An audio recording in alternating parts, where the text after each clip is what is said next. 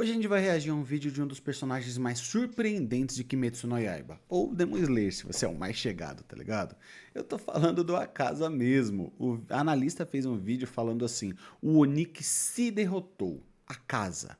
E, gente, eu vou falar que ele é um dos mais interessantes e surpreendentes simplesmente pelo fato de que ele era o mais odiado e hoje é o mais amado. O que uma história de origem trágica não faz, né?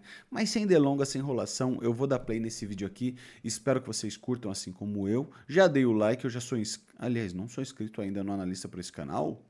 Já vou me inscrever. Ah, não, sou inscrito no analista sim.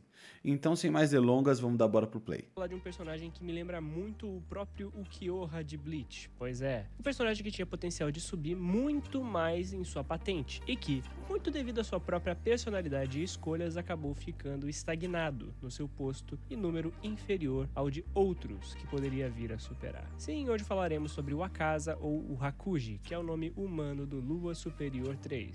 Hakuji, Akaza, tem muita simbologia dentro desse personagem, viu, gente?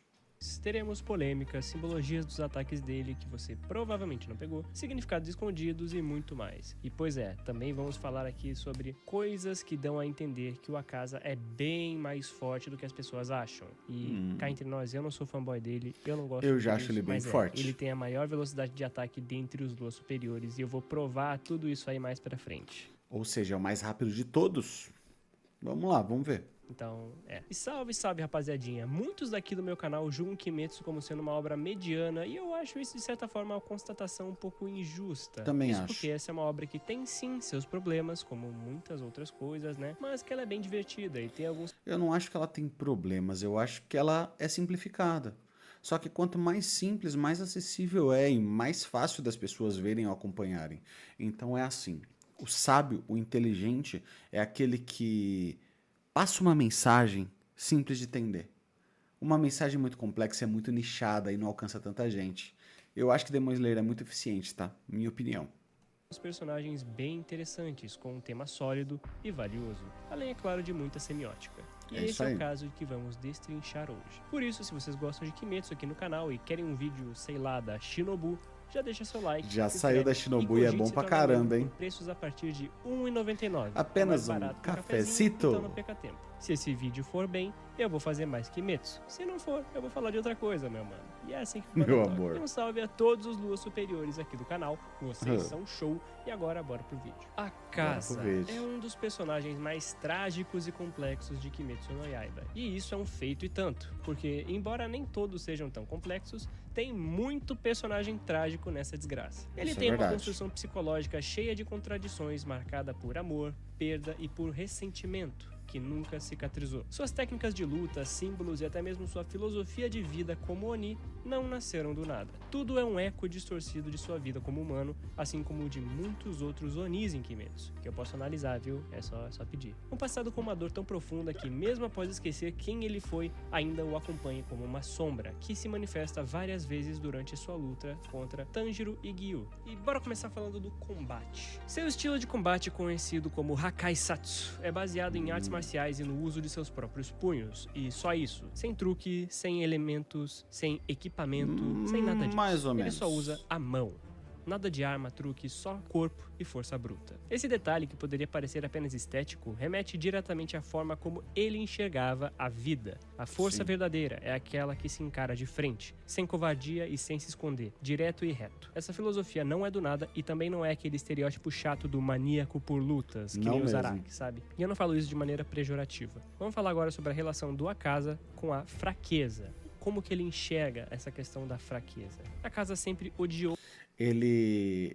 O fato dele querer encarar tudo de frente e de acreditar que o jeito certo de se demonstrar forte é encarando de frente as coisas, está completamente relacionado com a origem dele. Então a gente vai entender o porquê ele julga ser forte, encarar de frente, e porque ele é tão inimigo da fraqueza, digamos assim. Ou a ideia da fraqueza, mas esse ódio tinha dois lados. Quando humano, ele cuidava do pai doente e da Koyuki, que também estava doente. E isso lhe trazia uma dor, isso em momentos que não era diferentes. Desprezo, mas impotência. Ele não queria ser fraco, ele não queria se sentir frustrado. Ele não suportava vê-lo se desculpando por algo que não podiam controlar. Era algo que ele não tinha o que fazer e isso o perturbava profundamente. Essa raiva vinha de um lugar, tanto de afeto quanto de frustração, pela imponência de não poder ajudar e mudar a realidade com as próprias mãos. É por isso que ele buscava sempre se tornar mais forte. Ele acreditava que, se acumulasse muita força, ele poderia proteger os que amava das adversidades de um mundo injusto. Então, era um ideal altruísta. Sua verdadeira natureza... O ponto é que ele queria ser mais forte. Vamos falar de um termo mais prático, tá? Ele queria ser mais forte para ele poder sustentar, primeiramente, o pai. Eu acho que o pai foi que acabou... A condição do pai, na verdade, acabou enraizando esse pensamento na mente dele. Porque o pai, ele era debilitado devido a uma doença. Então, a casa, por ser muito criança e ter um custo de remédios muito alto, ele tinha que roubar. Ele escolheu roubar, porque ele sabia que ele não ia conseguir fazer isso, comprar isso trabalhando. Acabou desonrando um pouco o pai e tendo algumas circunstâncias bem pesadas, sim, mas ele relacionou a força a isso porque para ele sobreviver aos castigos quando fosse pego, ou então não deixar ninguém roubar ele, já que ele era um ladrão também, o pessoal poderia roubar ele, ou até para ele fugir das autoridades, ele tinha que ser mais forte, mais resistente, mais rápido. E isso moldou o pensamento e o caráter dele. Bem isso mesmo. Sempre foi a de um cuidador, seja com seu pai ou com a Koyuki. O nome Koyuki, inclusive, pode ser lido como neve do amor ou amor nevado, algo que remete à fragilidade e pureza. Enquanto o nome humano de Akaza é Hakuji, que vem do kanji predominante que remete a governar, cuidar, trazer a ordem. Ou seja, já em seu nome nós temos uma grande pista de sua natureza protetora e benevolente. Lembrando que o Hakuji também, ele é o nome de um cão guardião, tá? Como aqueles leões guardiões que existem no folclore chinês, o Hakuji ele é um cão guardião japonês e o próprio pai da menina, o seu sogrinho e mestre de artes marciais, fala que um Hakuji sem nada para defender é inútil. E o Akaza é isso, né? O Akaza é um contraponto com o nome Hakuji, porque a casa é como se fosse um cachorro sentado num buraco vazio, tipo isso. Então, o Akaza foi um Hakuji que deu errado, tá ligado? É bem profundo isso daí.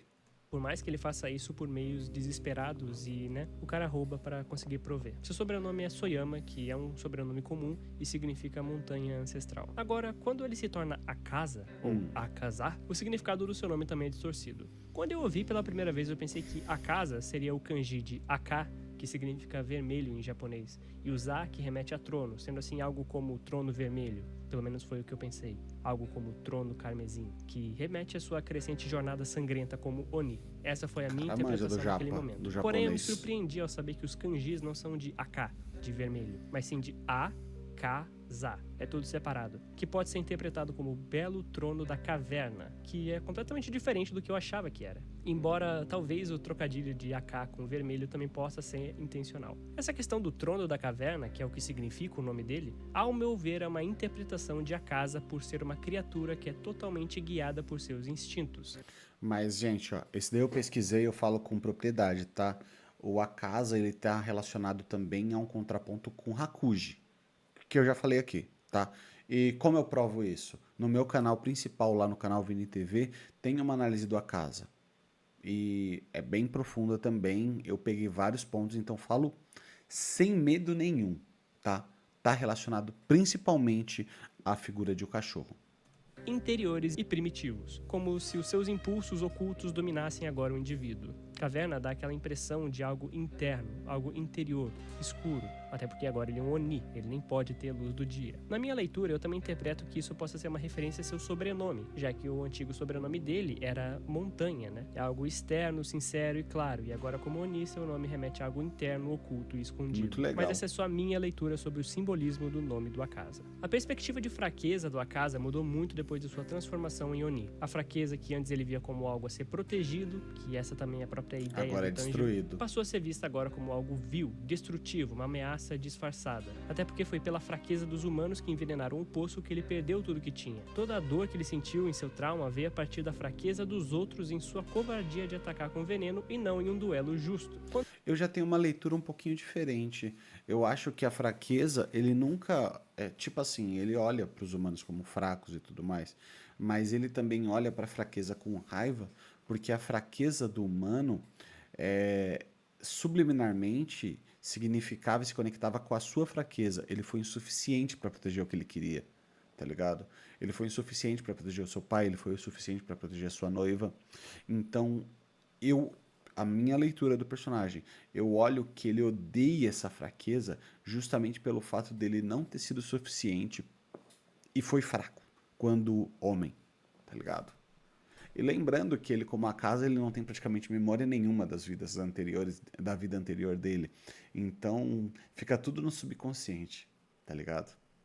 Quando humano, a casa viu aqueles que amava serem tirados dele, não por inimigos mais fortes, e nem por sua própria fraqueza, mas por homens fracos, covardes, que não tiveram coragem de enfrentá-lo com seus próprios punhos e recorreram a uma medida covarde, o veneno. Para ele, isso foi o auge da injustiça, não bastava perder a noiva e o sogro. Ele os perdeu para aquilo que mais desprezava, para a covardia escondida atrás da fraqueza. Isso é pesado. Desde então, esse ato se tornou um símbolo de tudo que é baixo, de tudo que foge do confronto direto. E é por isso que, como demônio, mesmo depois de se esquecer do seu passado e de todo o ocorrido em sua vida humana, isso foi algo que marcou tanto ele que ele ainda se agarra ao combate corpo a corpo e também a uma certa virtude de duelo, quase como uma forma de exorcizar aquela mágoa invisível, como se cada luta fosse uma afirmação de que sua verdadeira força só existe quando é colocada à prova, sem artifícios e nem truques. Existe sim um pouco de virtude até por do ele Akaza ser um artista marcial também. Homens. Agora, o que ele não percebeu ou esqueceu, e que como o demônio se tornou ainda mais distorcido, é que todo esse ódio não era contra os fracos, era contra si mesmo, seu passado humano. Ele novamente não... É isso aí, foi o que eu falei, a analista concordou comigo. Boa. E, gente, uma coisa importante, tá? Se não segue a página, siga aí, mano. Segue aí o canal e também vai dar uma força pro analista também. Vou deixar o link do canal dele aqui na descrição, tá? E vamos continuar. Não estava lá para proteger e mesmo se tivesse, não tinha o que fazer. Todas as cartas do destino do Akaza foram dadas como se ele não tivesse nenhum livre-arbítrio, não tinha o que ele fazer, não teria como ele saber que a água estava envenenada e nem curar o próprio pai. Tudo isso parece que já estava premeditado e ele tinha que aceitar os eventos e não lutar contra eles. Ele poderia até lutar contra os eventos, mas isso de todo modo ia frustrar ele, porque ele não conseguiria resolver. São coisas que não dependem única e exclusivamente da força dele, envolve uma série de outros fatores. E agora bora falar um pouco das habilidades dele. As técnicas do Akaza carregam também essa contradição. O Compass Needle, que é Haishin, por exemplo, cria padrões de neve ao seu redor e guia seus movimentos. E também ele é muito bússola. mais do que uma simples mecânica de combate. A bússola tem o formato de neve que ecoa o kanzashi, que é o adorno de cabelo da sua noiva. É verdade. Mesmo sem essa lembrança consciente, o seu Muito corpo lindo. carrega a memória de quem ele amava. Muito é como se lindo. no fundo de sua alma ele ainda estivesse lutando sob a presença dela, preso a tudo aquilo que ele perdeu. A neve por si só já carrega simbolismos fortes de pureza e de algo efêmero, algo belo que se desfaz em pouco tempo. A Koyuki era exatamente isso pra ele, um instante de paz na vida dele e felicidade que desapareceu antes que pudesse durar, antes do casamento. Ele não chegou a se casar, ele tinha uma noiva. O compasso de neve, então, é ao mesmo tempo uma arma e talvez um luto que ele nem se lembrava mais. E falando em efemidade, né, o ato de ser efêmero, existe outro paralelo com a Koyuki e com o passado do Akaza, os fogos de artifício. Algumas de suas técnicas são inspiradas em fogos de artifício, que eu vou falar mais pra frente exatamente quais são. Os fogos são símbolo de celebração, de memória e de momentos gravados contra o céu noturno. É uma luz na escuridão. E isso basicamente resume toda a vida do Akaza. Fogos de artifício são muito comuns nos matsuris, né, festivais japoneses, e quase sempre tem uma entonação romântica de assisti-los com alguém. Para Akaza, eles estavam ligados a lembranças com a Koyuki, talvez uma felicidade simples, a um instante que lhe parecia eterno. Aquele momento, aquele diálogo, um pedido de casamento. Mas como Oni, esse símbolo é deturpado. Os fogos, que antes representavam alegria, se transformaram em golpes devastadores, explosivos e que iluminam apenas a destruição. É uma total subversão. O legal é que esses golpes que representam o momento mais feliz da vida dele, inspirados em fogos de artifício, cada golpe em si, isoladamente, representa um tipo de fogo de artifício. E é bem profundo essa parada. Na verdade, no meu vídeo eu descrevo a maioria dos golpes dele e demonstro, boto um videozinho do fogo de artifício. Vale a pena assistir. Eu vou deixar o vídeo desse... Também, eu vou deixar o meu vídeo do meu canal principal na descrição, tá? Vai que você quer assistir também.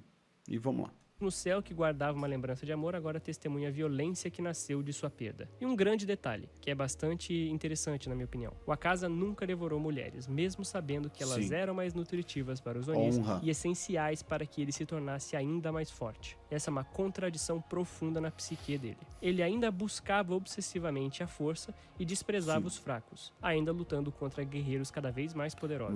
Mas ele se recusava, consciente ou não, a consumir aquilo que mais aceleraria o seu crescimento. É como se em algum lugar escondido em sua alma ainda existisse um eco de amor por Koyuki, uma barreira invisível que o impedia de ultrapassar esse limite. Por mais que sua filosofia demoníaca fosse força acima de tudo, sua humanidade deixava escapar essa fissura. Ele não cruzava a linha de devorar a mulher. Ele não era capaz de transformar mulheres em alimentos porque no fundo ainda associava a figura feminina àquilo que mais havia amado e perdido. Essa recusa silenciosa é talvez a maior prova de que por trás do ódio da violência, a casa ainda tinha um pezinho ali no seu lado humano. Muito, muito discreto. Nem que fosse alguma célula que se recusava a assumir. Ou o que eu gosto de encarar como uma culpa subconsciente. E isso faz muito sentido quando vemos a reunião dos Luas Superiores após a derrota de Daki e do Gyutaro. O Muzan diz algo como: vocês não percebem que estão caindo quanto mais próximo da humanidade? Fazendo referência ao Gyutaro ter perdido por causa do sentimento de proteger sua irmã. E aí entra um ponto essencial.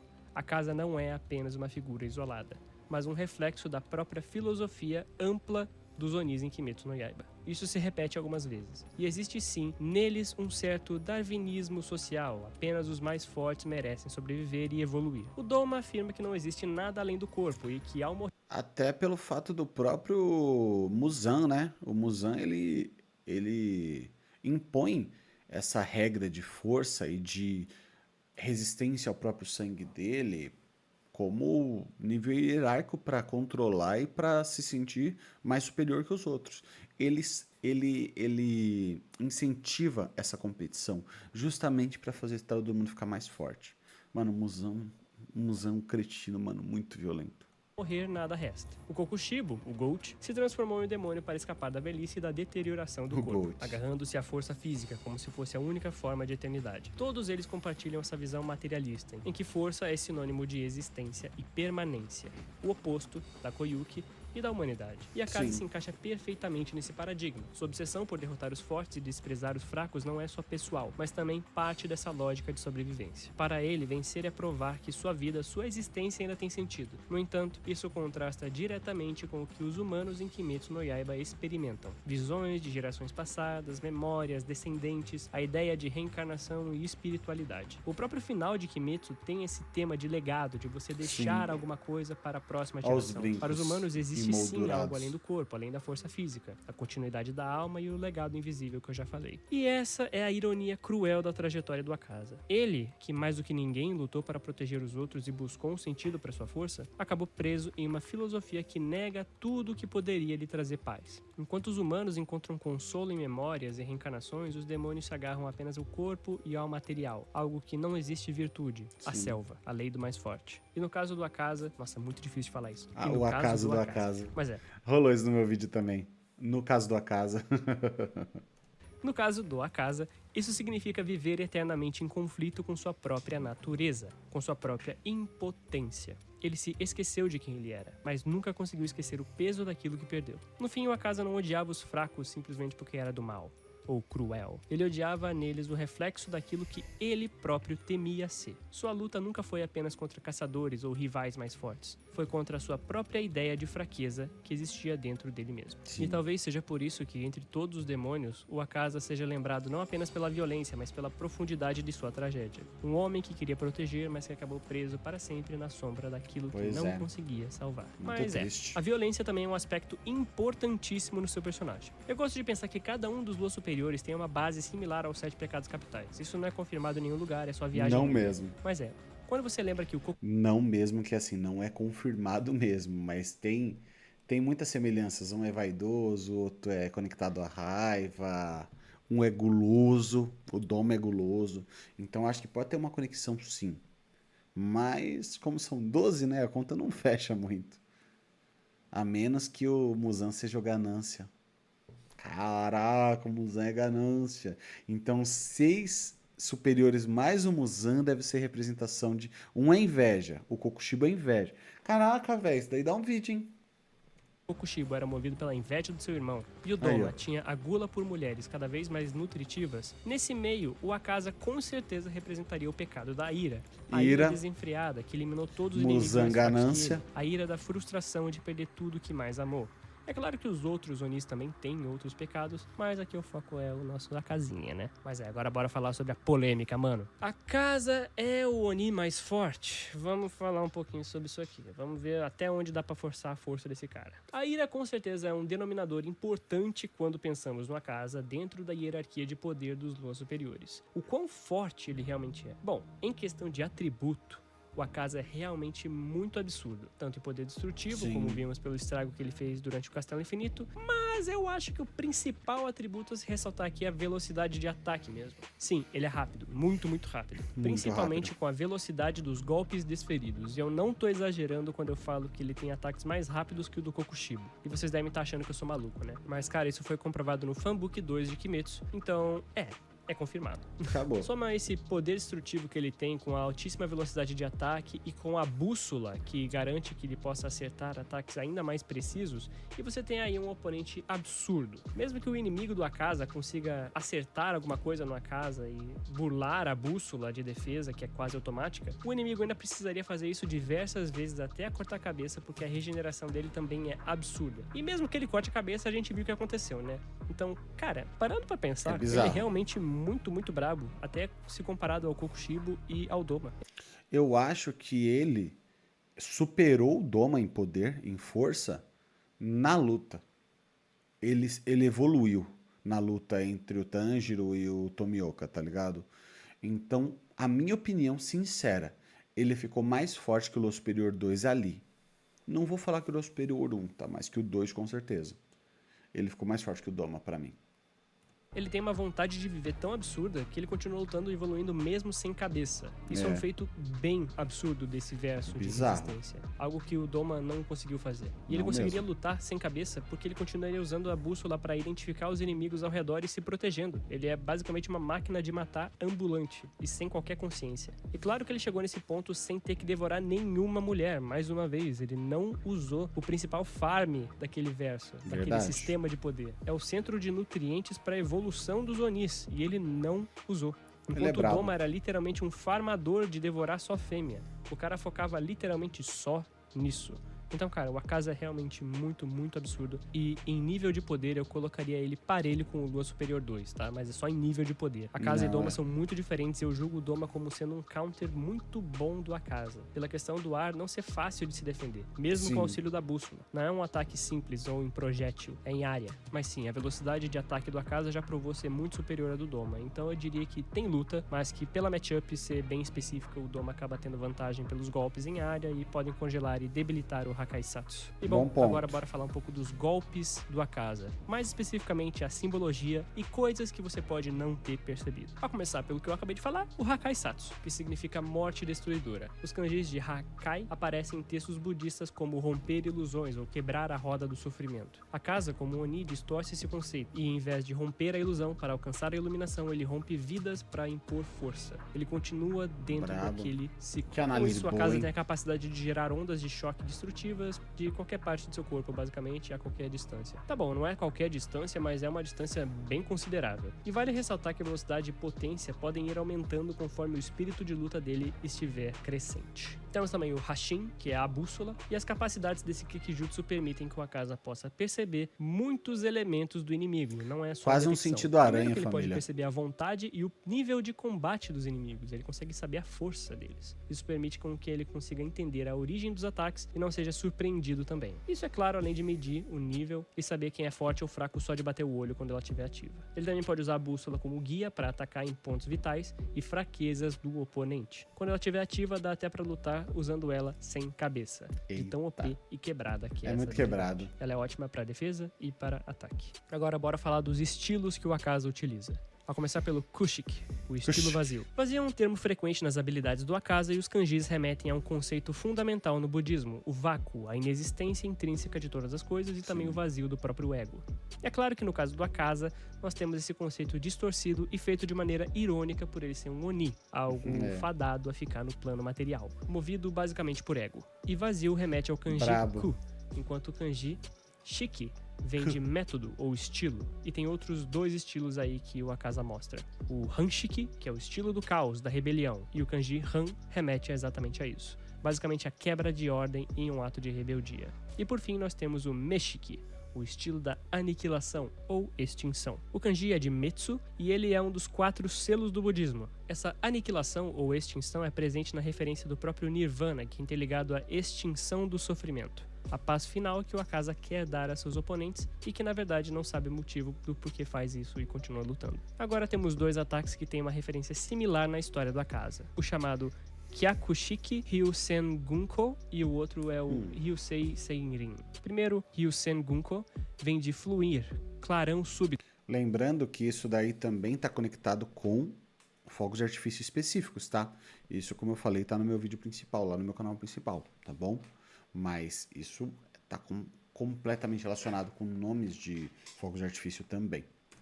E grupo de luz. Basicamente é um monte de luzes fluidas em constante explosão, ou seja, fogos de artifício. E a outra é o Ryusei Senrin, que remete a astros em movimentos giratórios, como um festival. Outro que é exatamente a lembrança mais artifício. feliz da vida do Akasa, quando a sua esposa o pede em casamento e eles estão cercados por fogos de artifício. Esses 2 têm ali o mesmo começo, que é Kyakushiki, que é um estilo, e os outros ataques também têm várias referências escondidas do luto, não dito do Akasa, como o Saishiki Manyosen Yanagi, que significa estilo do esmagamento, salgueiro das 1000 folhas cintilantes. Outro E, cara, estilo de fogo de artifício. É um símbolo de flexibilidade, tristeza e luto, como eu já falei no vídeo do Kyoraku, lá de Bleach. E a parte de 1000 folhas, que significa Manyoshu, também parece ser uma referência a uma antiga antologia poética no Japão, que tem esse mesmo nome. Ou seja, combinar salgueiro, que é uma planta de luto, com a parte das 10.000 folhas, traz um tom de luto poético. É um estilo bem poético de dizer que ele tá sofrendo. Ao mesmo tempo que também é um ataque altamente destrutivo, mostrando o quanto o luto do Akasa é raivoso e poderoso, mesmo sem ter consciência. Mas sim, por que eu tentei tanto linkar as coisas de impermanência, budismo e tudo mais? Bom,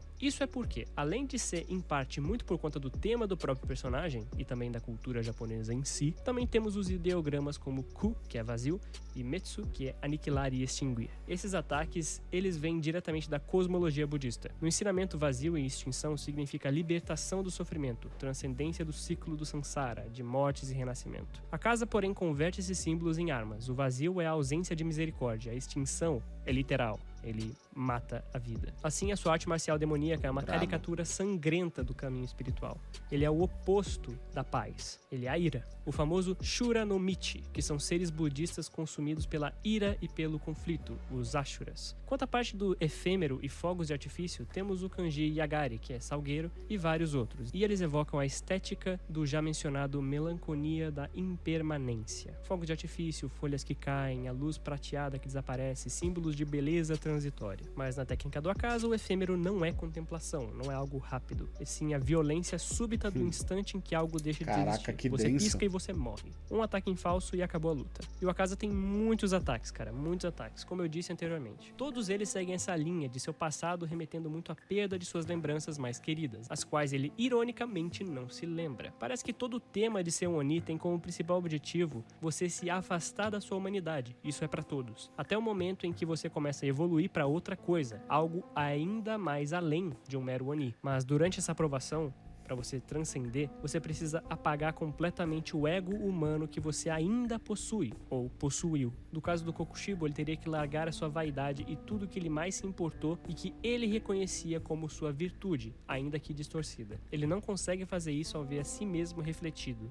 e entra em negação com seus ideais humanos. No caso do Akasa, eu tô falando muito isso no caso do Akasa. No exemplo do Akasa, ele não conseguiu superar as suas lembranças do passado, os valores de sua esposa e seu mestre que havia esquecido por causa do Muzan. E essa recusa em continuar pelo caminho da violência o fez voltar-se para o lado humano de se arrepender. Esse arrependimento... Eu não sei se é intencional do próprio Muzan apagar as memórias, ou se no caso do Akasa, o fato dele ter dado um golpe direto no cérebro do Akasa interrompeu as memórias dele, mas... particularmente, é muito interessante pro Muzan que ele não lembre de nada. Porque assim que ele lembrou, ele falou, meu, pra que eu tô fazendo isso? Ó, arrepia, meu. É muito profundo esse momento.